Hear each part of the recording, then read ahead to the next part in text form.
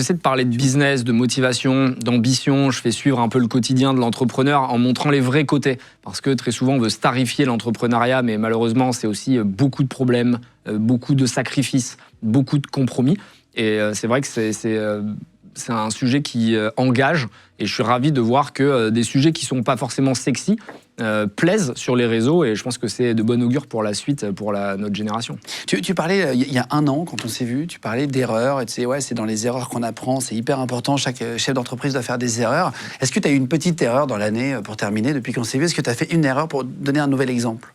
Là, pour le moment, honnêtement, on a bien géré avec Blast parce que j'ai fait tellement d'erreurs avant avec mes autres boîtes qu'avec Samuel, qui est mon cofondateur et qui est vraiment spécialisé dans quelque chose où je suis nul et inversement, on est tous les deux sur notre verticale et on n'a pas trop fait de conneries pour le moment. On a la chance d'avoir une équipe incroyable. Notre plus grande force, c'est d'avoir recruté des stars autour de nous et je les remercie parce que sans une bonne équipe, tu ne peux rien faire. Et la vision qu'on a, ils sont en train de l'exécuter d'une manière incroyable. Idem sur la communauté. Vraiment, on a eu la chance de constituer quelque chose de solide et les membres sont en soutien. Ils nous défendent. C'est nos meilleurs ambassadeurs. Et pourtant, il y a plein de gens qui nous critiquent, qui vont les voir en disant « Mais t'es un pigeon, pourquoi t'es chez Blast ?» sans essayer de comprendre comment ça fonctionne.